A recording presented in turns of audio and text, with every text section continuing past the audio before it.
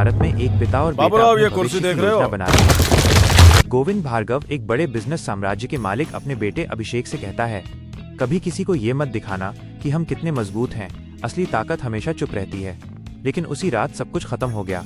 कुछ अजनबी लोग आए, गोलियों की आवाजें गूंजी और सुबह अखबारों में खबर थी, गोविंद भार्गव और उनके बेटे अभिषेक की हत्या। कोई नहीं जानता था कि इसके पीछे कौन है। कई महीने बाद वाराणसी के घाटों पर एक शांत चेहरा दिखाई देता है।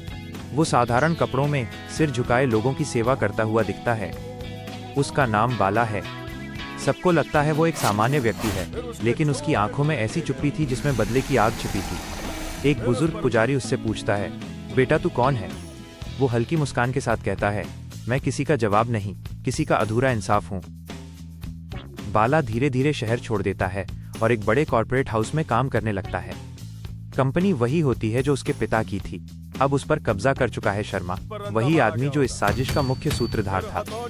बाला अब किसी को नहीं बताता कि वो कौन है। वो सबका विश्वास जीतता है, ईमानदारी से काम करता है और अंदर ही अंदर सबूत जुटाता है।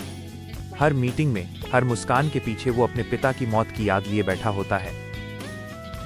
एक दिन शर्मा के दफ्तर में अकेले जाकर वो दरवाजा बंद कर देता है। कमरे में सन्नाटा। शर्मा कहता है, क्या चाहिए तुम्हें? बाला धीरे से कुर्सी के पास जाकर बैठता है और कहता है, बस एक जवाब, याद है गोविंद भार्गव? शर्मा चौंकता है, तुम कौन हो? बाला उसकी आंखों में देखता है, मैं वही हूँ जिसका सब कुछ तुमने छीन लिया। मैं अभिनव भार्गव हूँ। शर्मा डर से कांपने लगता है, लेकिन अब बहुत देर हो चुकी होती है। खेल शुरू हो चुका है। अभिनव एक एक करके अपने पिता के दुश्मनों को खत्म करने निकलता है। पहला आदमी जो झूठे कागजों से कंपनी को गिरवी रखता है, उसकी मौत बिजली के झटके से होती है। दूसरा जो अदालत में झूठा गवाह बनता है, उसे उसी जहर से मारा जाता है जो उसने गोविंद के खाने में मिलाया था।